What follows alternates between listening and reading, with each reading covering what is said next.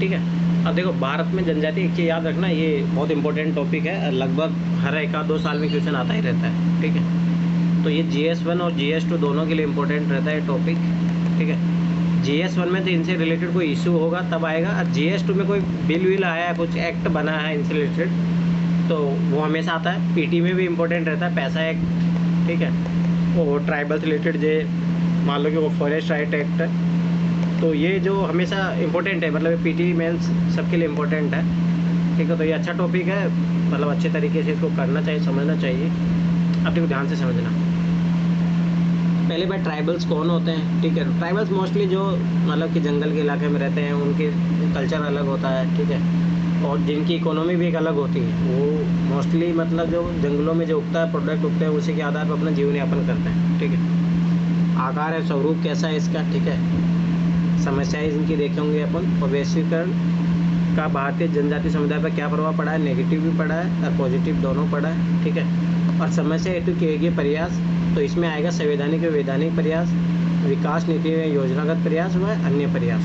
ठीक है, तो याद रखना कि इससे रिलेटेड जो कमेटी बनी थी, लोकोट समिति, याद रखना। तो ये मतलब बहुत बार ऐसे वनडे एग्जाम में इनमें पूछ लिया जाता है, PCS में, तो ये याद रखना ट्राइबल से रिलेटेड थी।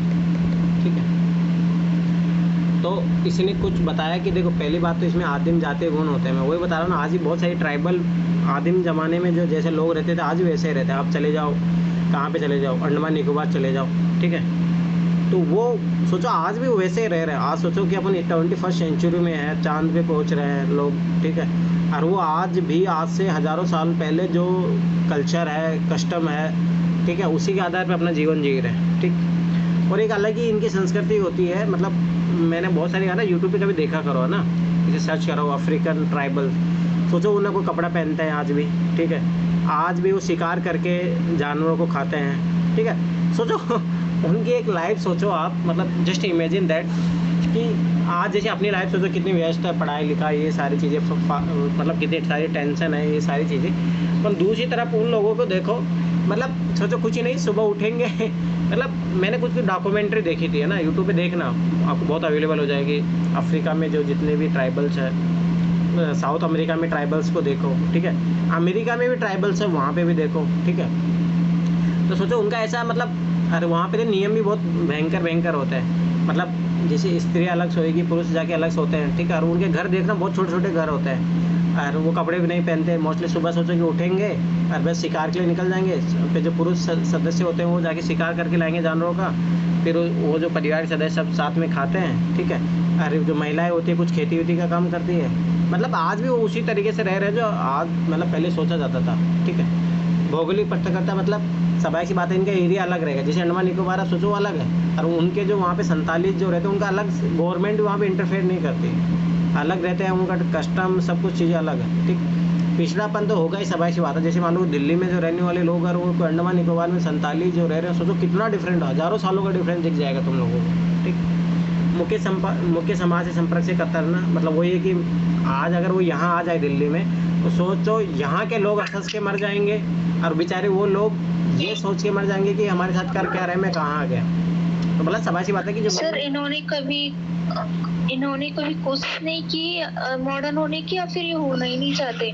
देखो दो चीज़ें होती है, मतलब गवर्नमेंट के अपने इसमें भी आगे पढ़ेंगे कि गवर्नमेंट ने 2-3 पॉलिसी लेके चली है। एक एसिमिलेशन की प्रोसेस लेके चली थी गवर्नमेंट। ठीक है, तो गवर्नमेंट उस टाइम जब एसिमिलेशन की प्रोसेस लेके चली तो पता लगा कि नहीं, उसमें जैसे मान लो गवर्नमेंट वहाँ कुछ प्रोग्राम लॉन्च कर रही है, तो ये लोग मतलब फिर इन लोगों ने विद्रोह किया उन चीज़ों का।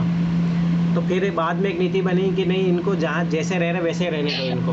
ठीक है, फिर बाद में चेंज हुआ कि नहीं, ऐसे तो फिर ये जैसे मान लो आदिम युग में जी रहे हैं, फिर भी बाद में आदिम युग में जीते रहेंगे। तो फिर बाद में पॉलिसी बनी कि थोड़ा चेंजेस करो। जैसे मान लो इनको खाना वाना दो, ठीक है, मॉडर्न क्लॉथ दो, एजुकेशन थोड़ा धीरे धीरे देने का प्रयास करो। अचानक से मतलब मॉडर्न मत बनाओ इनको। इनके जो प्रोडक्ट्स हैं, जो डीलर्स होते हैं, फॉरेस्ट डीलर होते हैं, उनको खरीदो। ठीक है, ट्राइफेड जो खरीदता है, तो ऐसे करके धीरे धीरे अप्रोच चल रही है अभी। तो बात फिर यही है कि कुछ लोग हैं इनके जो, जैसे वही है मैं बता रहा हूँ, जैसे ट्राइबल्स में कुछ लोग होते हैं जो निकल चुके हैं, थोड़ा मॉडर्न एजुकेशन गेन किए, पर कुछ तो आज भी ऐसे ही रह रहे हैं मोस्टली। पर आज भी देखो ना, अब जैसे राजस्थान में जो ट्राइबल्स है वो अच्छा खासा विकास हो गया। मेना, जैसे मैं खुद मेना हूँ, अब कहाँ मैं ट्राइबल लगता हूँ आप लोगों तो मतलब कुछ ट्राइबल्स है जो मतलब बहुत आगे निकल गई है, पर हाँ जैसे संताली जैसी ट्राइबल है वो समाज बता आज भी बहुत पिछड़ी हुई है। आप मतलब ये लोग अचानक वाले होने वाले बदलाव को एक्सेप्ट आत्मसात कोई कर नहीं नहीं पा करेगा, रहे वो हैं। कोई एक्सेप्ट नहीं करेगा, आप भी एक्सेप्ट नहीं करोगे अचानक। अब आप इतना सारा चाहोगे, सोचो कि आप सोचो कि आज ही ट्राइबल्स आगे इस पब में डांस करे शराब पिए, तो ये नहीं होगा ना। मतलब समझो ये चीज़, जो लोग कपड़े भी नहीं पहनते, सोचो कि बातों पब में भी कपड़े नहीं पहनते लोग। बात सिमिलर ही है, परंतु अंतर तो है ही ना। ठीक है, तो वो वाली बातें हैं। चलो ठीक है, अब अगला है वैश्वीकरण का भारतीय जनजाति समुदाय पर प्रभाव क्या हुआ। अब देखो स्वाभाविक सी बात है कि जनजातीय समुदाय पे प्रभाव पॉजिटिव भी हुआ है, नेगेटिव भी हुआ, दोनों हुआ है। ठीक है, पर ज़्यादा नेगेटिव हुआ है, उसका रीज़न अपन देखेंगे क्यों आखिर में। देखो पहले सकारात्मक प्रभाव देख लेते हैं। तो वैश्वीकरण के कारण क्या हुआ, संचार क्रांति हुई, आधुनिक संस्कृति का प्रसार हुआ, तो जनजातियों का मॉडर्नाइजेशन तीव्र हुआ और फास्ट हुआ।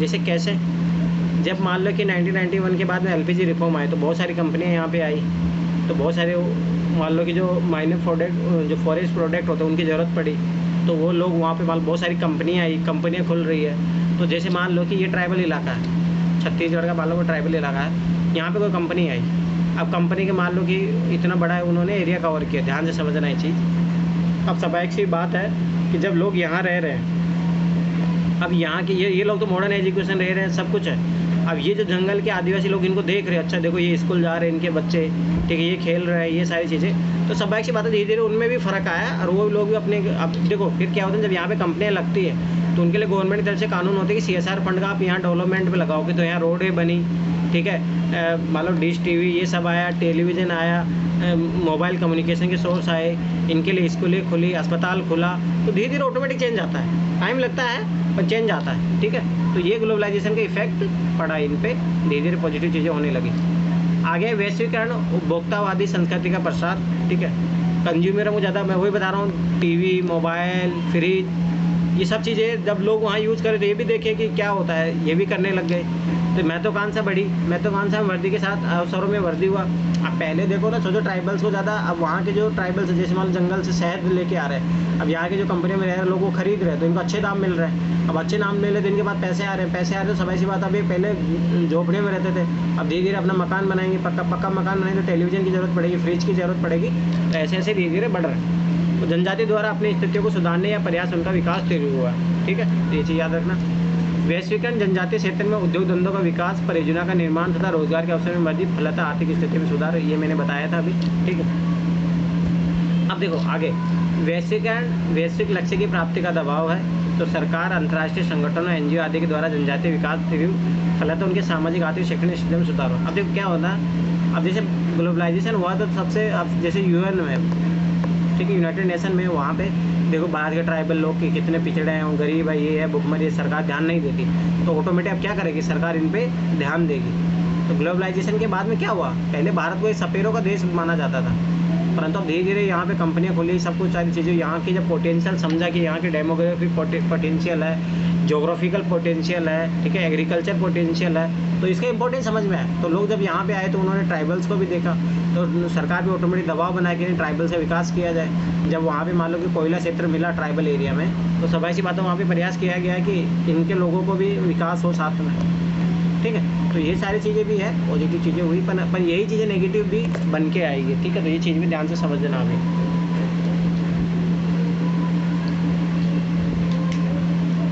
अब देखो नकारात्मक प्रभाव क्या होगा। देखो वैश्वीकरण के बाद में क्या हुआ, लोक कल्याणकारी राज्य कमजोर हुआ। कैसे हुआ, ध्यान से समझना। पहले क्या था, हर चीज़ सरकार के पास थी। ठीक है, मोस्टली ये मान के चलो कि 75% सरकार के पास ही था सब कुछ। अब क्या हुआ, जब से LPG रिफॉर्म हुआ, तो देखो ध्यान से समझना, इसका मतलब ही क्या है, लिबरलाइजेशन, कानूनों को हल्का करना, कमज़ोर करना। ठीक है, सरकार अपना हस्तक्षेप कम करे। प्राइवेटाइजेशन मतलब निजीकरण, मतलब सार्वजनिक, सरकार की जगह कोई किसने ले लिया, निजी क्षेत्र ने ले लिया। ठीक है, और ग्लोबलाइजेशन, अब स्वाभाविक बात है जब प्राइवेटाइजेशन होगा तो क्या होगा, लोक कल्याणकारी राज्य कमज़ोर होगा और निजीकरण में वृद्धि होगी, और गैर जनजातियों की अपेक्षा जनजातियों में आर्थिक व शैक्षणिक विषमता में वृद्धि, उनका सीमांत मार्जिनलाइजेशन हो जाएगा। क्यों होगा, ध्यान से समझना। अब जैसे पहले गवर्नमेंट मान लो कि स्पेशल प्रयास कर रही थी इनके लिए, अब आ गया प्राइवेट सेक्टर, गवर्नमेंट आप खुद जानते हो कि एजुकेशन कैसी मिलती है। अब प्राइवेट सेक्टरों में यहाँ पे अच्छी खासी एजुकेशन अचीव कर रहे हैं, अब ये बेचारे गवर्नमेंट स्कूल जा रहे हैं, इनके पास इतना पैसा है नहीं, तो समझ बात है इनके बच्चे पे जॉब भी नहीं लगेंगे। तो जो जॉब नहीं लगेंगे तो समझ बात है आर्थिक और शैक्षणिक विषमता बनी रहेगी। जो कंपेरिजन है यहाँ इंग्लिश मीडियम स्कूल में पढ़ रहे तो यही तो अंतर होता है इंग्लिश और हिंदी मीडियम के स्कूलों पर। तो समझ बात है उनका क्या होगा, फिर सीमांतकरण में समाज से छिड़ जाएंगे।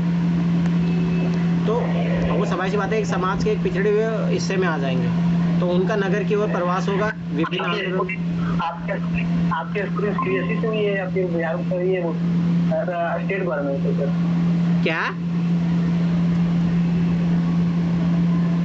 क्या बोल रहे हो अमित? हाँ सर, आपका सर स्कूलिंग कहाँ से हुआ है, स्टेट गवर्नमेंट या फिर सीबीएसई से? नहीं, government school, state government school. मैं 4th क्लास तक प्राइवेट पढ़ा हूँ, फिर उसके बाद में मैंने पूरा लाइफ मेरा गवर्नमेंट स्कूल में गुजरा। 6 to 12 गवर्नमेंट, 5th to 12 मेरा गवर्नमेंट रहा है। फिर मैंने NIT किया गवर्नमेंट कॉलेज से ही, मेरा गवर्नमेंट ही रहा है मोस्टली। ठीक है, अब आगे देखो तो उनका ये किसको उबासी आ रही है भाई? कौन सो रहा है ये? कौन सो रहा है मेरी क्लास में बताओ?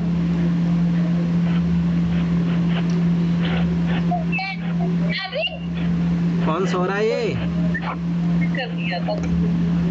चलो ठीक है, सुनो। तो क्या होगा, देखो स्वाभाविक सी बात है कि इनके 8वें शैक्षणिक विषमता में वृद्धि होगी और उनका सीमांत मार्जिनलाइजेशन होगा। अब मार्जिनलाइजेशन होगा तो स्वाभाविक सी बात है ये लोग क्या करेंगे, नगर के प्रवास करेंगे। तो अब देखना ये बेचारे क्या करेंगे, यहाँ पे कैसे तो वो बन जाएंगे, मलिन बस्तियों में रहेंगे, छोटे मोटे काम करेंगे, क्योंकि इनकी एजुकेशन तो वो नहीं, आर्थिक स्थिति खराब है। नगर के प्रवास करेंगे, विभिन्न आंदोलन को उद्भव व नक्सलीकरण तीव्र होगा। अब इसी को कान जब सोचो लाल सलाम क्यों शुरू हुआ, मैं एक चीज़ मैं बताता हूँ क्या हुआ था, ध्यान से समझना ये चीज़, कि लाल सलाम क्यों आया, क्या हुआ था, देखो ध्यान से समझना। जो छत्तीसगढ़ का इलाका है या बंगाल झारखंड का जो इलाका है, मतलब नक्सलवाड़ी इलाका, वहाँ से शुरू हुआ था पहली बार नक्सलवाद। तो क्या हुआ ध्यान से समझना कि छत्तीसगढ़ की है ना माटी थोड़ा लाल है, मैं वहाँ रहा हूँ तो मुझे थोड़ा आइडिया है। तो वहाँ पे क्या हुआ ना, जब ये बड़ी बड़ी कोल इंडिया कंपनी आई, मतलब जो भी है प्राइवेट कंपनी आई, ठीक है। अब ये क्या है, वहाँ के सोचो पहले ये ध्यान से समझना, ये लोग थे आराम से खुशी से जंगल में रह रहे थे, ठीक है। सुबह शाम जाते थे, अपना पेड़ पौधे तोड़ के लाते थे, बाहर कुछ बेच देते थे पत्ते, उनसे अपना घर का आजीविका साधन चल रहा था, कोई दिक्कत नहीं थी। अब क्या हुआ, एक दिन गवर्नमेंट ने यहाँ पे आया, पता लगा यहाँ कोयला निकल गया है, ठीक है। तो कोयला निकला तो यहाँ से पहले तो इन लोगों को हटा दिया गया, इनके घर थे, इनका कल्चर। तो सोचो अभी सुबह जहाँ उठ रहे थे, मतलब उठते थे, देखते थे नदी तालाब को देखते थे, ये सारी चीज़ें, मतलब किसको भी बुरा लगेगा वो बात। अब ये चीज़ समझने का प्रयास करता है, नक्सलवाद आप ना हमेशा उसको नकारात्मक तरीके से देखते हो, कभी आप सोचो वो क्या फेस कर रहे हैं, मतलब उन लोगों की क्या स्थिति है। आप सोचो, ध्यान से समझना कि आप खुद सोचो कि आप जैसे मान लो आपका जो घर परिवार है जहाँ आप रह रहे हो, मान लो हरियाली है, आपके घर है, चारों तरफ तालाब है, नदी है, पेड़ पौधे हैं, सब कुछ है, और एक दिन में वहाँ पे कोई कंपनी आके इनको सबको ख़त्म कर देती है और बड़े बड़े पोल्यूशन के जो शहर वो बन जाते हैं। मतलब ये स्थिति हो गई थी, उनको सोचो पीने का पानी भी नहीं मिल रहा था, पीने का पानी भी लाल हो गया था ज़मीन में, क्योंकि इतनी खुदाई कर दिए थे, ठीक है। उसी कारण इतना पोल्यूशन फैल गया था यहाँ पे। तो यहाँ के लोगों को सोचो कि पानी पीने को, अच्छा पानी पीने को नहीं मिल रहा था, तो सोचो कौन दंगा नहीं करेगा। आज तुम सोचोगे तुम लोगों को अगर पानी न मिले सरकार की तरफ से तो तुम लोग क्या करोगे, तो नक्सलवाद क्यों नहीं बढ़ेगा भाई? सरकार आवाज नहीं आ रही आपकी ठीक से, आवाज़ नहीं आ रहा मेरा? अरे आप नहीं हमको आ रहा है, थोड़ा ब्रेक हो रहा है, थोड़ा ब्रेक हो रहा है सर। सभी को ब्रेक हो रहा है या इन लोगों को बताओ? थोड़ा मुझे नहीं हो रहा। नहीं हो रहा तो सब हमें तो हो रहा है सर। एक बार थोड़ा ज्वाइन करो, दोबारा रीज्वाइन करो लिंक पे। हाँ इसी लिंक पे करो। सर नक्सलवाद को खत्म करने की कोशिश इतनी नहीं की गई है, क्योंकि जो भी होता है ना तो उन्हीं के ऊपर डाल देते हैं, ज्यादातर ऐसा करते हैं ये नेता लोग। अरे बात है ना, पॉलिटिसाइज है ना, वोट बैंक है ना। आप सोचो गरीबी बंद हो जाएगी तो कोई प्रधानमंत्री गरीब कल्याण योजना कैसे चलेगी? आप ये थोड़ा दिमाग लगाया करो। अगर गरीबी खत्म हो जाएगी तो वोट किस आधार पे मांगेंगे फिर? मतलब ये चीज़ समझने का प्रयास करो ना, फिर किस आधार पे वोट मांगेंगे ये लोग? तो वो कभी खत्म करना क्यों चाहेंगे? ठीक है, तो ये चीज़ याद रखना। आगे देखो, ना लोग उनको बहुत ज्यादा कोसते हैं कि नक्सलवादी है, ये वो गलत देते हैं वो। अरे बात आप ऐसे ही सोच रहे हो, नक्सलवादी क्यों बन रहे हैं, आखिर में आप वो रीजन जानो ना। आप स्वाभाविक सी बात है, जैसे अभी फॉरेस्ट राइट एक्ट आया था, अभी है ना वो ये बीजेपी गवर्नमेंट उसमें संशोधन कर रही थी, तो उसमें ऐसा था कि जो फॉरेस्ट राइट एक्ट है उसमें जो लोग मतलब स्वाभाविक सी बात है कि अब वो चीज़ें बहुत ख़राब हो चुकी हैं। अब ये क्या गवर्नमेंट वहाँ पे अपना मतलब उसको अपने अंदर लाना चाह रही थी, जैसे अंग्रेज गवर्नमेंट लेना चाह रही थी फॉरेस्ट राइट एक्ट 1927 वाला, ठीक है। अब स्वाभाविक सी बात है जब ऐसी चीज़ें करोगे तो कौन विद्रोह नहीं करेगा। मतलब बहुत सारी चीज़ें गलत हो गई हैं। जो वहाँ जो आई है, वहाँ जो भी कंपनियां आई है, फैक्ट्री का जो भी केमिकल रिसाव हो रहा है वो नदियों में हो रहा है और वहाँ के लोग इस चीज से मर रहे हैं। हाँ तो स्वाभाविक सी बात है, तो वो स्वाभाविक सी बात है ना, करेंगे ना इसका विद्रोह। अरे कभी देखो एक चीज़ मैं तुम्हें बताता हूँ ना, गवर्नमेंट के जितने भी स्टेप होते हैं ना कभी भी याद रखना, जैसे गवर्नमेंट है ना वादे करती है, याद रखना ये चीज़, ये गवर्नमेंट सेक्टर का अंतर होता है।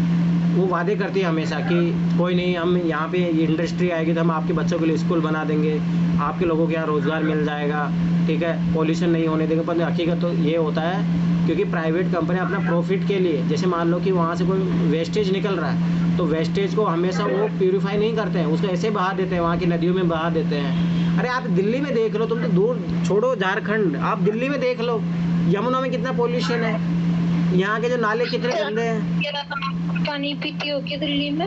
हाँ? आर को पानी पीती हो क्या? अरे ये सीवरेज वाला पानी आता है, पीने लायक से नहीं होता है, उसको पी नहीं सकते आप। बीमार नहीं होते क्या आप वहाँ पे दिल्ली में? कैसे रह रहे हो फिर? बीमारी तो है ही, बहुत सारी बीमारी है। दिक्कतें तो है ही ना, मतलब समझो यहाँ रहने, दिल्ली रहने मतलब है 10 साल कम जियोगे आप, ये चीज़ याद रख लेना। ठीक है, चलो आगे देखो। वैश्वीकरण जनजातीय क्षेत्र में औद्योगिकरण और विकास योजना में तीव्र वृद्धि से जनजातीय क्षेत्र में प्राकृतिक संसाधनों का दोहन, देखो मैंने वही बोला था।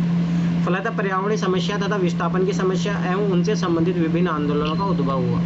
ये चीज़ याद रखना, तो स्वाभाविक सी बात है। तो नर्मदा बचाओ आंदोलन जो चल रहा था, ठीक है, तो ये सब क्या था, ये ट्राइबल्स का। जैसे मैं एक और चीज़ बताता हूँ, सरदार सरोवर जो बांध बना ना, सरदार सरोवर बांध, याद रखना स्टेचू जो बना है उसके कारण कम से कम 5000 परिवारों को सोचो विस्थापन करना, झेलना पड़ा। मतलब कभी इसीलिए सर उनको कुछ क्या वादे तो किए थे कि आपको मिल जाएगा वो सब आप रियल में जाके पूछो लोगों से, कभी ऐसा होता है? तुम, मैं फिर बता रहा हूँ, गवर्नमेंट जो वादे करती है कभी सही होते हैं? 1% भी नहीं हुआ क्या? नहीं, 1% कुछ परसेंटेज तो होते, परंतु आप ये सोचो ना, मेजोरिटी 5000 लोगों का सोचो घर वहाँ से उजाड़ दिया गया। अब बेचारों को उनका क्या होगा, उनकी संस्कृति सब खत्म हो जाती है। बात ये नहीं है, बात है चलो उनका आप दे दोगे, मकान बना के दे दोगे, आप उनके आजीविका के साधन वो चेंज हो जाएगा। पहले वो लोग सोचो प्रकृति में जाके कलेक्ट करते थे, फिर कुछ करते थे, वो एक अलग जीवन है। आज आप ही सोचो कि मैं, मान लो कि आप पढ़ रहे हो और मैं आपको बोल दूँ कि नहीं बाल मजदूरी करो आप, तो आपको कैसा लगेगा? आपको मैं बोल दूँ कोयला क्षेत्र में जाके काम करो, मतलब समझो ना ये चीज़, मतलब डिफरेंट जो उनका ऑक्यूपेशन नहीं है आप उनको वो ऑक्यूपेशन दे रहे हो।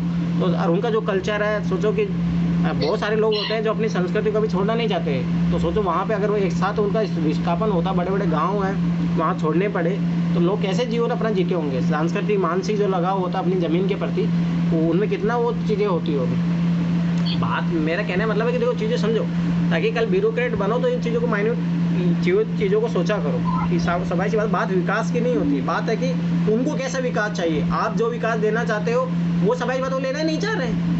अरे भाई वो कैसा विकास चाहते हैं ये ज़्यादा महत्वपूर्ण है। ये चीज़ बहुत महत्वपूर्ण है कि वो क्या चाहते हैं, आप क्या चाहते हो उससे तो मतलब फिर तो तानाशाह और क्या तानाशाह सरकार में क्या अंतर है? तानाशाह जो चाहते हैं वो लोग करते हैं, तो अब डेमोक्रेसी में अगर आप जो चाह रहे हो वो कर रहे हो तो फिर क्या मतलब हुआ? ठीक है, ये चीज़ समझना। अगला, वैश्वीकरण संचार क्रांति में पश्चिमी जीवन शैली का प्रसार हुआ है, ठीक है, जनजातियों में सांस्कृतिक विघटन और पहचान संकट। अब मैं इसका एक और एग्जाम्पल बताऊँगा, जैसे मैं फिर बताऊँ न्यूज़पेपर पढ़ते रहा करो। तो एक बार मैंने देखा था ना, सोचो किंग फिशर की जो बियर है, सोचो अब ये लोग अपने ताड़ी से शराब वराब बनाते हैं, वो पिए, पर तो सोचो किंग फिशर की बियर पाएगी, मतलब संताली जो है वहाँ पे, तो ये से सोचो ये लोग अपना बिजनेस फैलाने के लिए इनको भी नहीं छोड़ रहे हैं इनको भी किंग फिशर पिलाना सिखा दिए, तो ये खतरनाक है ना, ये चीज़ें सही नहीं है। सर ताड़ी ये बोलते हैं कि ताड़ी इतनी नुकसान नहीं करती क्योंकि वो नेचुरल होती है। हाँ, तो वही तो मैं बता रहा हूँ ना, वो चीज़ें उनके कल्चर का पार्ट रहा है। बहुत सारी ट्राइबल्स जो है, जैसे हमारे भी जो है मीणा समुदाय में भी है ना बहुत, हम जैसे हमारे जो लोग देवी देवता है, हम उनमें मतलब शराब चढ़ाते हैं। ताड़ी है आपके यहाँ? ताड़ी मतलब आप, ये तो साउथ में पाई है ना। अरे कच्ची दारू बनती है बबूल के पेड़ से, इनसे बबूल की जो छाल होती है उसको सड़ा के बनाता है, ठीक है, सड़ा के हाँ तो और क्या, ऐसे हर दारू ऐसे बनती है। जैसे अंगूर से तो दारू शराब जो बियर बनती है, किससे बनती है? अंगूर से। अंगूर को सड़ाया जाता है बहुत ज़्यादा, तो उसी से तो बनती है। चलो ठीक है, तुम्हें नहीं पीना, टेंशन मत लो। संचार क्रांति में पश्चिमी जीवन शैली का प्रसार हुआ है, ठीक है। और आज का मैं एक केस बता रहा हूँ, तो you can not imagine that कि सोसाइटी इस लेवल पे चली गई है। एक 7 साल का बच्चा था, सोचो 7 साल का बच्चा, ये आज की न्यूज़पेपर की है। 7 साल का बच्चे पे आरोप लगा 5 साल की बच्ची के साथ रेप का। अब सोच लो आप, ये है ग्लोबलाइजेशन में संचार क्रांति का इम्पैक्ट। 7 साल के बच्चे पे आरोप लगा रेप का, 5 साल की बच्ची पे, सोच लो। इस एज में लोग, मतलब मैं खुद बता रहा हूँ, जैसे जिस जनरेशन में हम बड़े हुए हैं, मतलब सोचो कि हमारे 2010 तक हमारे घर में मोबाइल नहीं था, तो वो जनरेशन देख लो, और आज जो होते होते बच्चे उनके पास मोबाइल आ जाता है। सर हमको फर्स्ट ईयर में मोबाइल मिला है और 12th तक हम लंगड़ी टांग खेलते थे। तो वही नहीं, समझो ना, जब सोचो कि होते होते बच्चे को आप मोबाइल दे दोगे, तो सोचो यही परिणाम हो। सोचो 7 साल का बच्चा रेप कर रहा है, 7 साल का बच्चा बहुत खतरनाक चीज़ है ये सोसाइटी के लिए। आज का अखबार में जाके पढ़ना, वो जो मतलब जो केस को देख रहे हैं वो पागल हो गए कि कैसे, मतलब कैसे प्रूव करेंगे अब ये कि इसने रेप किया है। तो वही है, मतलब ये चीज़ें हो रही है, ठीक है। क्यों हो रहा है? देखो, संचार क्रांति है, गूगल पे कुछ भी सर्च करो मिल जाएगा, नहीं सर्च करोगे तब भी मिल जाएगा, मतलब समझ रहे हो ना, इस तरीके की चीज़ें हैं। तो सभी सी बात, अब जो देखोगे वही करोगे, सभी सी बात तो वही है ना। आजकल मूवियों में क्या दिखता है? सीधी सी बात है, नग्न प्रदर्शन है। तो सोसाइटी का इस तरीके से कोलैप्स होगी तो सभी सी बात है, क्या होगा? यही चीज़ें होगी। तो देखो, खतरे हैं। अब बात है कि उन खतरों से कैसे बचा जाए, वो एक अलग मामला है, ठीक है। संचार क्रांति में पश्चिमी जीवन शैली तो मतलब वही मैं बता रहा था, बॉयफ्रेंड गर्लफ्रेंड कल्चर बन चुका आजकल है। अरे वेस्टर्न कल्चर है, इंडियन कल्चर नहीं है, समझो। जैसे कल अपन मैरिज सिस्टम पढ़ रहे थे, तो मैरिज सिस्टम इंडिया में इसीलिए आया कि ताकि बच्चा और सेक्स करने की अनुमति मैरिज के बाद ही होती थी। परंतु आज आप उठा के देख लो, शादी से पहले बहुत सारी लड़कियों के बहुत अफेयर होता है, लड़कों के बहुत अफेयर होता है। अरे एक टाइम में 3-3 4-4 अफेयर होता है। तो मतलब कहीं पे एथिकलिटी रही नहीं, एथिक्स कहीं रहा नहीं है, और अपन पूरी वेस्टर्न कल्चर को अपना रहे हैं। वही कपड़े, ड्रेस स्टाइल, सॉन्ग वॉन्ग, सब सारी चीज़ें। तो समझ पता क्या होगा फिर?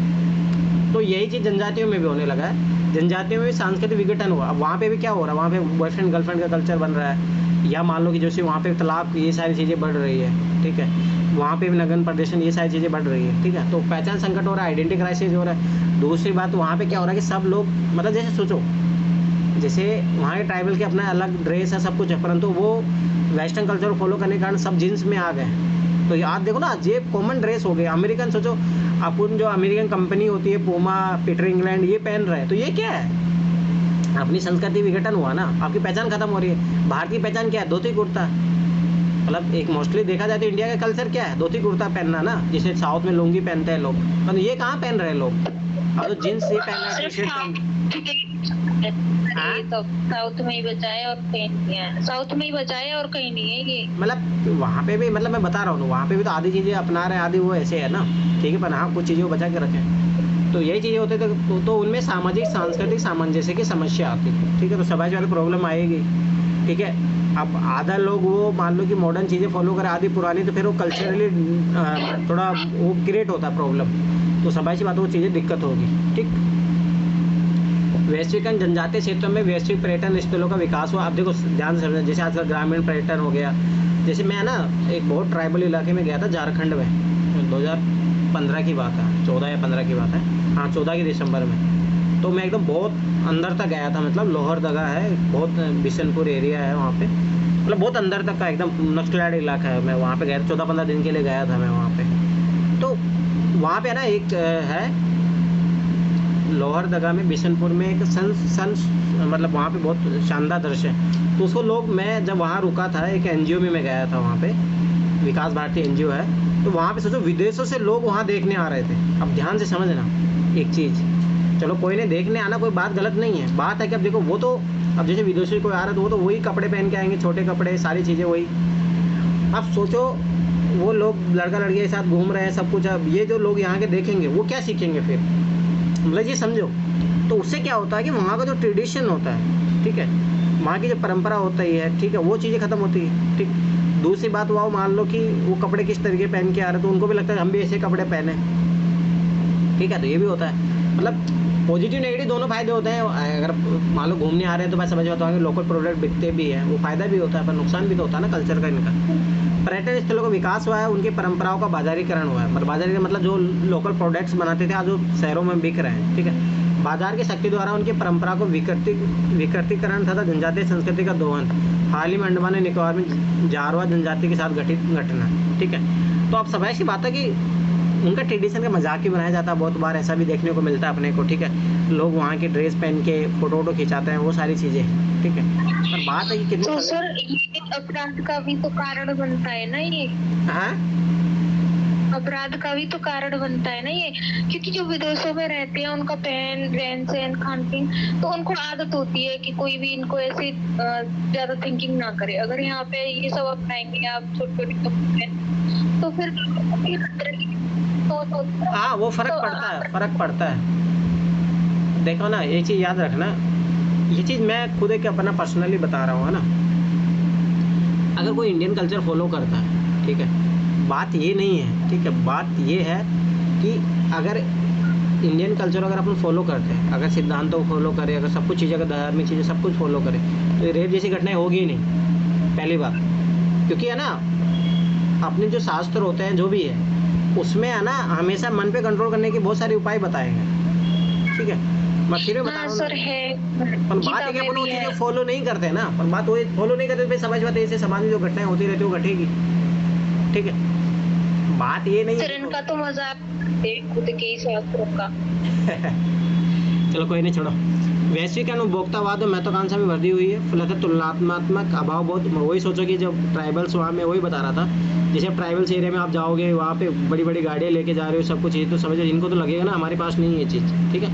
तुलनात्मक अभाव बहुत में वृद्धि, फलतः असंतोष व कुंठा में वृद्धि, फलतः जनजातीय आंदोलन नक्सलीकरण का उद्भव। असमाजी ऑटोमेटिक ये नक्सली बनेगी। अब मैं एक चीज़ बताता हूँ, रियल घटना देखो मैं थोड़ा क्या ना, कहीं किसी से बातचीत करता हूँ तो मैं चीज़ों को समझता हूँ। एक है ना, जब मैं वहाँ गया था ये अभी अलवर गया था ना, वहाँ पे अपनी पाठशाला में, तो वहाँ पे एक लड़का आया था झारखंड से, सोचो झारखंड से, तो मैं ऑलरेडी वहाँ गया भी हूँ। तो अब उस लड़के से मैं जब बातचीत किया तो सोचो वो बता रहा था जामताड़ा के बारे में। झारखंड में एक इलाका है जामताड़ा, और इसमें ना एक वेब सीरीज बनी है, देखना एक बार, अगर मिले कहीं से भी आपको देखने को तो देखना है, जामताड़ा वेब सीरीज है, ठीक है। तो वो मेरे को बता रहा था कि गरीबी है झारखंड में, तो ऐसा बात क्या है, इंडिया में तो हर जगह गरीबी है।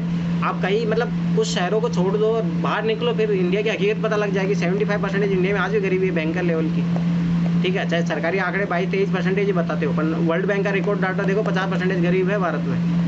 अरे हकीकत है, सरकार तो हमेशा कम बताती है ना, कौन अपनी इमेज खराब करना चाहेगा। हकीकत में बता रहा हूँ, बहुत बुरी स्थिति है। तो मेरे को बता रहा था कि जामताड़ा में है ना इलीगल काम होता है। तो ये वेब सीरीज देखना, आपको पता लग जाएगा, बहुत हाई लेवल पे, वो बहुत अंदर जाके जंगल में इलाका है। लोग सोचो वहीं से जो आप ये एटीएम जो है सारा हैक करने का सिस्टम, मतलब साइबर फ्रॉड का ये वो केंद्र है, साइबर फ्रॉड का, सोचो साइबर फ्रॉड का बहुत बड़ा केंद्र है। तो वो बता रहे थे कि अगर आपको थोड़ा बहुत टेक्निकल नॉलेज है, यहाँ जाओ, आप लखपति बन जाओगे पैसा। मतलब वो बता रहे थे कि मैं भी चले जाऊँ, परंतु थोड़ा बहुत ये लगता है कि थोड़ा गलत काम है, नहीं तो पैसा कमाना तो यहाँ जाओ आराम से। यहाँ सर एक महाराष्ट्र के जंगलों में भी है, ये पाया गया था, ये लाल कलियारा करके वो कर जाता है। हाँ, ये मतलब वेब सीरीज देखना, आपको समझ में आएगा, ये जामताड़ा, ठीक है। तो ये बहुत बड़े लेवल पे फ्रॉड कर रहे हैं, मतलब कितने एपिसोड है इसके?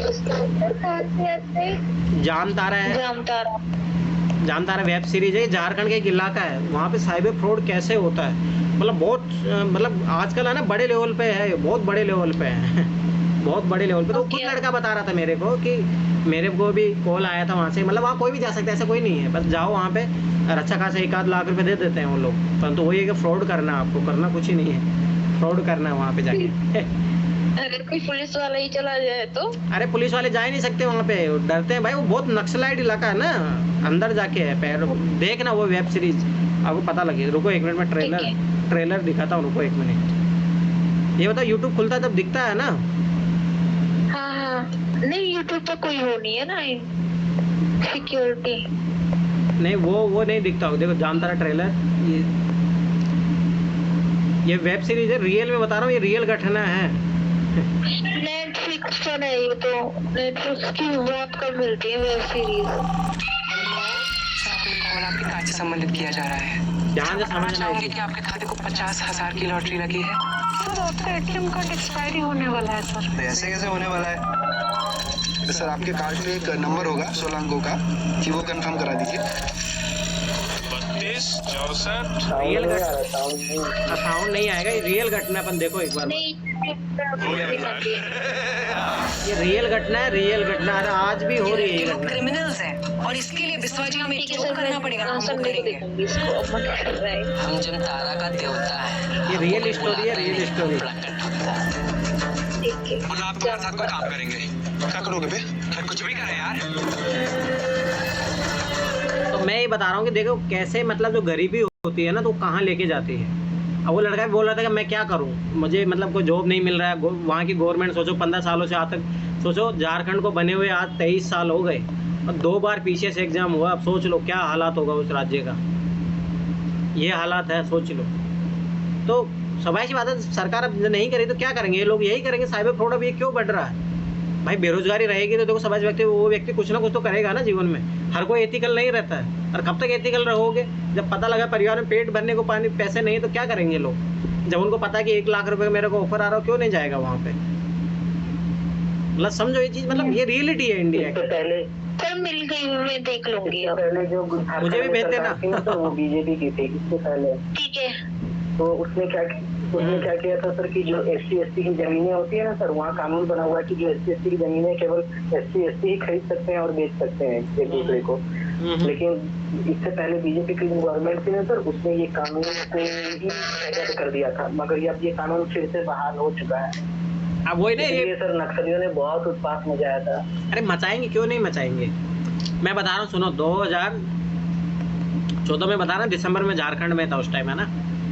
तो उस टाइम इलेक्शन के रिजल्ट आए थे, ध्यान से समझना ये चीज़। तो इलेक्शन के रिजल्ट आए थे तो पहली बार ऐसा था कि वहाँ पे बीजेपी सरकार बन गई थी, ठीक है। और सबसे बड़ी बात है कि जो इसे जस्ट पिछले वाला जो CM था वहाँ का, जो नॉन ट्राइबल था, पहली बार था वहाँ के।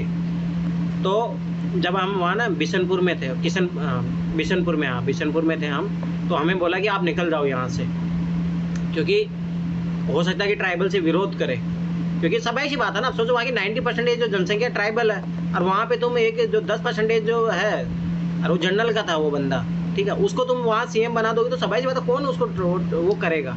और आखिर में देखो ना क्या हुआ उसको। आखिर में वो जो अब की बार लड़ा, मतलब पिछले चुनाव में, तो वहाँ हार गया वो खुद जो CM था, सोचो। तो मतलब यही होता है।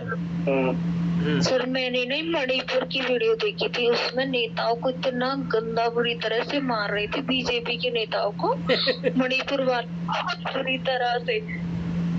चलो ठीक है, अब देखते हैं आगे। ठीक है, अगला टॉपिक है नरजातीयता, ठीक है, मैं स्वायत्ता संबंधी मुद्दे, ठीक है। अब देखो स्वाभाविक सी बात है ना कि एथनिसिटी है ये, है ना। नरजातीयता मतलब एथनिसिटी होता है।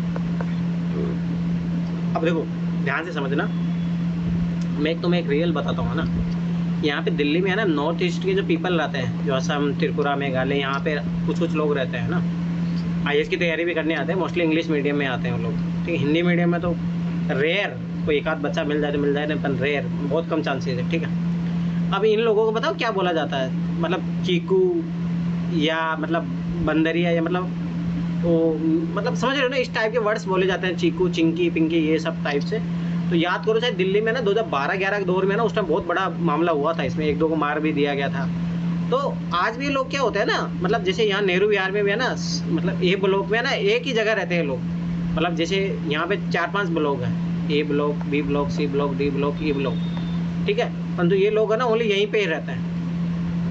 रीजन क्योंकि इनको पता है कि मतलब ये जो अदर पीपल है यहाँ, इनके साथ अच्छा बिहेव नहीं करेंगे, तो ये अपने सेम एक अलग ही रहते हैं, अपनी ट्राइबल कम्युनिटी, मतलब जो भी कम्युनिटी साथ में रहते हैं। तो मतलब ऐसा होता है कि अपन इनको नेपाली बोलते हैं, ये सारी चीज़ें, तो ये बहुत गलत है, चिंकी पिंकी बोलना। तो ये बहुत विवाद भी रहा था उस टाइम दिल्ली में, और अभी भी विवादित मुद्दे रहते हैं, ठीक है। तो ये अब जो ध्यान से समझना, वैश्वीकरण। तो वैश्वीकरण से क्या हुआ कि स्वाभाविक सी बात है, सब अब जैसे विदेशी जो है उनकी तरह दिखना चाहते हैं सब लोग। अब कोई भी अपने कल्चर को फॉलो नहीं करना चाहता, ठीक है। तो ये बहुत बड़ी दिक्कत है, ठीक है। तो ये चीज़ याद ध्यान से समझना। तो वैयक्तिक एवं क्षेत्रीय विषमता में वृद्धि हुई है। ठीक है, अब सवाल सी बात है कि देखो मैं वही बता रहा हूँ कि दिल्ली में जो लोग बैठे हैं, जितने पैसे वाले उतने चले झारखंड के जिले में बैठे, वहाँ के 4000 इनकम नहीं है, समझो ये चीज़।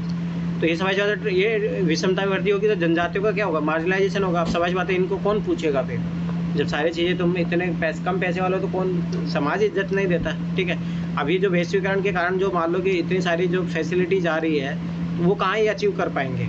ठीक, अगला पश्चिमी संस्कृति का प्रसार में पहचान का संकट। अब सबाइश बात है, सब अपने कपड़े छोड़ के, कल्चर छोड़ के, गाना तो अपनी संस्कृति, खाना पहना, रहना, सारी चीज़ें छोड़ के पश्चिमी की चीज़ें अपना रहे। ठीक है, तो जनजातियों में क्या होगा, नरजाति मतलब एथनिसिटी में वृद्धि होगी।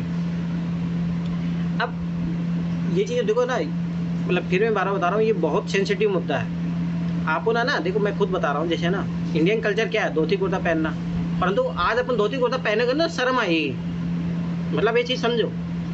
अब ये सोचो, ये बहुत खतरनाक चीज़ है कि अपन अपने कल्चर से इतना दूर जा चुके हैं कि आज अपने कल्चर को अपन एडॉप्ट करते हैं। कोई मान लो कि कोई टीका लगा लेगा तो उसको भाई ये अपना कल्चर है, परंतु सोचो कि अपन इन चीज़ों से दूर भागते हैं। अरे नहीं, आप धर्मनिरपेक्ष नहीं हो। अरे ये नहीं होता धर्मनिरपेक्ष का मतलब, आप अपने धर्म को फॉलो करो। धोती कुर्ता पहनते तो ऐसे मान लो अरे गवार है ये तो, मतलब समझो ना, जब गांधी जी जब विदेश गए, सर ब्राह्मण चोटी रखते हैं, उनकी चोटी पकड़ के खींचते हैं। ठीक है, इन दोनों का संयुक्त परिणाम जनजाति द्वारा नरजातीय तत्वों के आधार पर संगठित होकर पृथकवाद का स्वायत्ता की मांग के रूप में फलित हुआ। अब सवाल सी बात है, इसीलिए देखो नागालैंड क्यों ग्रेटर नागालैंड की मांग कर रहा है। और अभी देखो खालिस्तान वाला मुद्दा, अभी मामला देखना, जब भी ये चुनाव होता तब ऐसे मामले हमेशा आते हैं, ये चीज़ याद रख लेना। वो एक अतिरिक्त दबाव बनाने का प्रयास करते हैं सरकारों पे, ठीक है, ताकि अपनी तरफ से कुछ विशेष छूट प्राप्त कर सकें। अब देखो सब ऐसी बात है कि जैसे ग्रेटर नागालैंड क्यों मांग कर रहे हैं वो, क्योंकि उनका कल्चर अलग है, सब कुछ है, तो वो उनको ऐसा लगता है कि हमारा एक अलग देश होना चाहिए।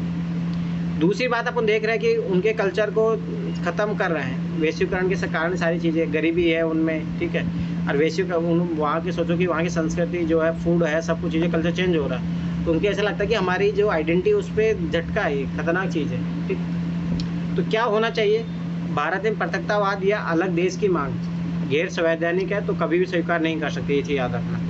परंतु स्वायत्ता की मांग, अलग राज्य की मांग, स्वायत्त परिषद की मांग संविधान स्वीकृत करती, मतलब जैसे बोडोलैंड बनाया गया, ठीक है, गोरखालैंड बनाने की मांग चल रही है, तो मतलब एक अलग, जैसे मान लो, ध्यान समझना, मैं भारत का नक्शा तो अच्छा नहीं बनाता, मैं समझ लेना फिर भी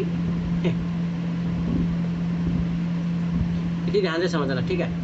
जैसे इंडिया है, इंडिया से अलग नहीं बनाया जा सकता इनको, परंतु हाँ, जैसे मान लो कि ये राज्य है कोई, हाँ, इसमें अलग एक विशेष क्षेत्र दे देंगे इनको कि हाँ आप अपना यहाँ पे ऑटोनॉमी चलाओ, सब कुछ चलाओ, वरना अलग राज्य नहीं दे सकते, ये चीज़ याद रखना। तो यह कई रूपों में लाभकारी भी है। अगर अलग अलग रूप क्षेत्र, जैसे बोडोलैंड दिया गया असम में, ठीक है, तो इसे कैसे फायदेमंद है, यह विकास में विषमता को कम करता है। जैसे मान लो यहाँ पे मान लो विकास नहीं हो रहा, यहाँ अदर विकास हो रहा था, यहाँ नहीं हो रहा, तो अब यहाँ पे ध्यान दिया जाएगा गवर्नमेंट द्वारा।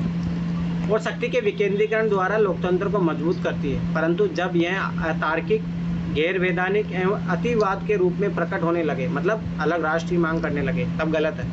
यह न केवल विकास की प्रक्रिया का अवरुद्ध करते, समझ बात है, जब मान लो आंदोलन करते रहोगे तो समझ बात है क्या विकास होगा, उल्टा और ज़्यादा गरीबी भुखमरी बढ़ेगी वहाँ पे, बल्कि राष्ट्र एकता के समक्ष भी चुनौती उत्पन्न करती है। समझ बात है, भारत के राष्ट्र के जो भाई, समझ भारत का टुकड़ा कौन चाहेगा, कभी नहीं। इसलिए खालिस्तान वाले मुद्दा हो या ग्रेटर नागालैंड, कभी गवर्नमेंट स्वीकार नहीं करेगी, याद रख लेना। निश्चित रूप से इस तरह की मांग की पृष्ठभूमि में नरजातीय विविधता एक कारक प्रतीत होती है, लेकिन यह एकमात्र कारक नहीं है, बल्कि इस तरह की मांग के लिए प्रमुखता अन्य कारक भी उत्तरदायी होते हैं, जो नरजातीय तत्वों के साथ संयुक्त होकर इस तरह की मांग को उत्पन्न करते हैं। मतलब इनका जैसे नरजातीय मतलब एथनिसिटी, मतलब इनका देखो, इनका शरीर भी अलग होता है, आंखें अलग होती है, कान, मतलब सब अलग होता है, पर इस आधार पर एक अलग देश की मांग करना वो सही नहीं है। परंतु क्या होता है कि कुछ चीज़ें सरकार के द्वारा भी गलतियाँ होती है, चीज़ याद रखना, ऐसे नहीं होता।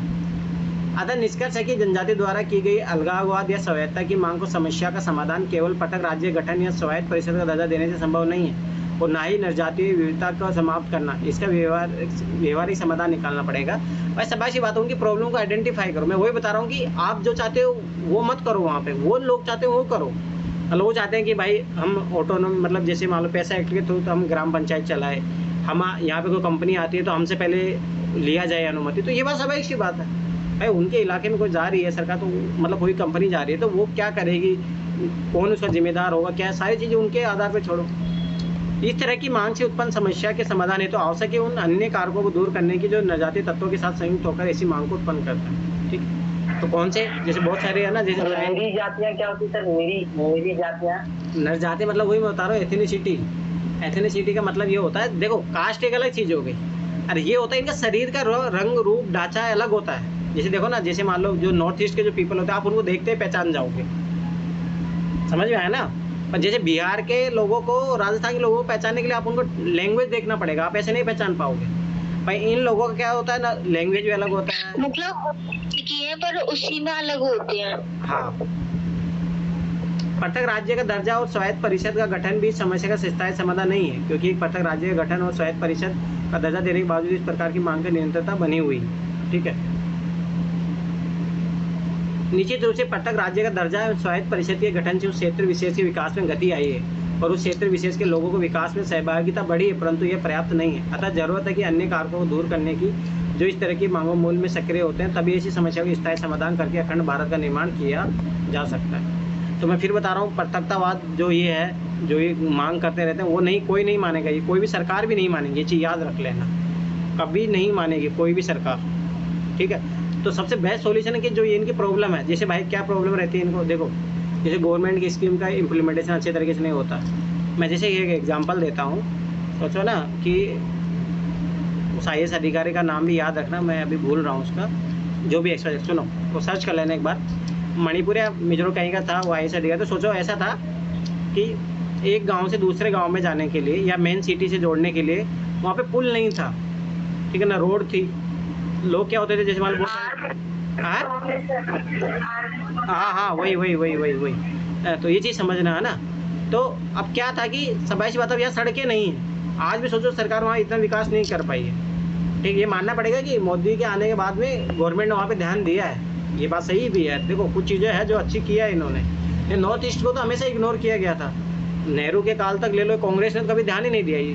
ठीक है, मतलब ध्यान, मतलब इतना, मतलब उनको प्रायोरिटी देना। देखो देखो ध्यान से समझना, एक परिवार में मान लो 5 बच्चे हैं, ध्यान से समझना, ठीक है, ये 5 बच्चे मान लो, ठीक है, एक होता है कि चलो ठीक है घर में जो बन रहा है खाना खा लो सब कुछ, पर पता लग रहा है कि ये कमज़ोर बच्चा है, अब सबको इनके सामान दिया जा रहा है, तो ये ध्यान देना नहीं होता है, समझो ये चीज़। ध्यान देना होता है कि अच्छा ये बहुत कमज़ोर बच्चा है, इसको खाने के लिए अलग डाइट चाहिए, ठीक है, इसमें विशेष ध्यान की ज़रूरत है, तो वो ध्यान देना वो कहलाता है कि स्पेशल अटेंशन। ठीक है, ये चीज़ समझना, ठीक है, तब वो दोगे तब जाके विकास होगा वहाँ का। तो अभी जो प्रेजेंट टाइम जो गवर्नमेंट है उसने ध्यान दिया है। तो मैं वही बता रहा हूँ, IAS अधिकारी था, उसने क्या किया था, फिर पैसा फंड किया, जैसे मान लो कि व्हाट्सएप के थ्रू उसने ग्रुप बनाया, पैसा फंड कलेक्ट किया, तब जाके उसने रोड बनाई थी एक, ताकि शहर से कनेक्टिविटी हो, तब जाके बहुत सारे लोगों को जीवन मतलब आसान हुआ। तो मतलब दिक्कतें ये है। अच्छा भाई, जब उनको आप रोड नहीं दे पा रहे हो, आज आज़ादी के 75 साल बाद में भी एजुकेशन के लिए इंस्टीट्यूट नहीं दे पा रहे हो आज भी, तो फिर क्या ही सोचो क्या करोगे फिर आप। तो फिर सरकार हर साल तो स्कीम योजना ये सब चलाती रहती है। बात है इम्प्लीमेंटेशन की है ना, चलाने से क्या होता है, इम्प्लीमेंटेशन की बात है ना। सर अगर पुरानी योजना को भी अच्छे से कर लिया जाए ना, तो नई योजना बनाने की जरूरत ही नहीं पड़ेगी। अरे हमेशा गवर्नमेंट आती है, अपना नाम चेंज करती रहती है, तो उनको काम उन चीज़ों से फुर्सत मिले तब कुछ करेंगे ना वो लोग। और बेचारे उन लोगों को उम्मीद देती रहती है, वो सब चीज़ें फालतू की रहती है उन लोगों के द्वारा। चलो ठीक है, अभी 5 मिनट रेस्ट कर लो, फिर 9 बजे से शुरू करते हैं। अरे मेरा एक क्वेश्चन है, ये जो बैंकों का सर जो राष्ट्रीयकरण हुआ ना सर अभी, जो सभी बैंकों को मर्ज करके एक बैंक बनाया गया, कई प्रकार के बैंक को मर्ज कर दिया गया।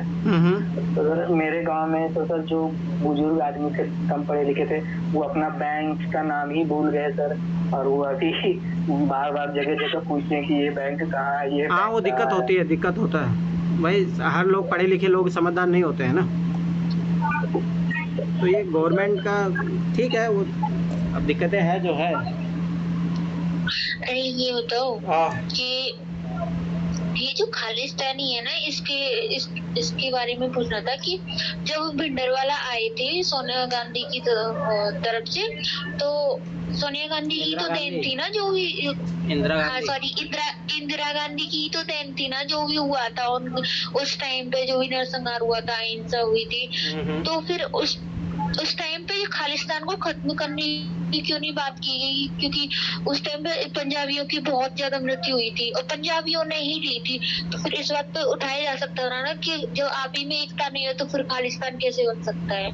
मैं एक चीज़ तुम्हें समझा बताओ, जब आप खेत में कुछ उगाते हो तो याद रखना खरपतवार हमेशा उग जाता है, आप कितनी भी बार उनको पाड़ दो फिर भी उग जाएंगे ना।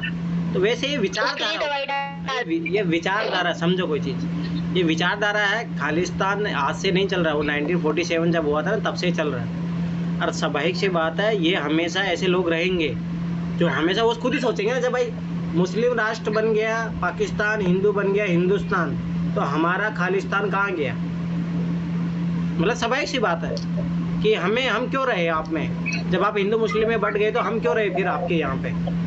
तो ये तो उस टाइम भी मांग उठी थी, बहुत बड़ा लेवल था, परंतु स्वाभाविक सी बात है कि आज़ादी ज़्यादा महत्वपूर्ण थी, इसलिए इस मुद्दे को दबा दिया गया उस टाइम। नहीं तो ये मुद्दा तो 1947 से आज का मुद्दा सही है ये। अरे देखो ये फिर मैं बता रहा हूँ, अभी चुनाव होने वाले इसलिए ज़्यादा ये मामला हो रहा है, पर होगा कुछ ही नहीं इन चीज़ों से, ठीक है, वो टेंशन मत लो, कुछ ही नहीं होगा। ये सब चुनावी मुद्दे होते हैं और कुछ ही नहीं, ठीक है। बट सर अगर बाई चांस बन गया खालिस्तान नहीं तो वो बनेगा। थोड़े से एरिया बनेगा। अरे नहीं बनेगा, नहीं बनेगा वो। आप जी समझो, कोई भी राष्ट्र कभी अपना टुकड़ा नहीं चाहता। खालिस्तान का एक भाग जो है इंडिया में है और दूसरा भाग पाकिस्तान में है। पाकिस्तानी लोग बढ़ावा देते हैं, वो भाग देख लेना। पाकिस्तान जब ये चलो मान लो इंडिया दे दिया, मान लो समझो ये चीज़, चलो इंडिया दे दिया। अरे मुझे ये बताओ, देखो एक चीज़ ध्यान से समझना, ये खालिस्तानी लोग कितने हैं। अब जैसे मान लो पंजाब में मान लो 100 लोग रह रहे हैं, तो ये 10 लोग होंगे, पर 90 लोगों पे आप इनका कैसे दे सकते। 90 लोग इंडिया में रहना चाहते हैं, ये 10 लोग ही तो खालिस्तान की डिमांड कर रहे हैं ना। अभी सोचो 90 लोगों के सर वो बन भी नहीं पाएगा, हाँ? बन भी नहीं पाएगा क्योंकि इधर से पाकिस्तान बार बार बॉर्डर पर वो फायरिंग करता रहता है, तो ये जल्दी मतलब ज्यादा दिन तक तो रहेगा नहीं है ना खालिस्तान। दूसरी बात है ना, खालिस्तानी को है ना पाकिस्तान का सपोर्ट है, पाकिस्तान भारत को तोड़ना चाहते हैं ना। पाकिस्तान का सपोर्ट है, पर पाकिस्तान रंग बदलने में देरी नहीं करता ना। अरे वो सब चीज़ें टेंशन मत लो, घबराओ मत, कहीं नहीं जाएगा, कुछ ही नहीं होगा। वो सभी नौटंकी होती है, जब चुनाव होता है ना तब ऐसी चीज़ें बढ़ती है और कुछ ही नहीं। ठीक है, 9 बजे शुरू करते हैं, ठीक है, एनसीईआरटी। ठीक है।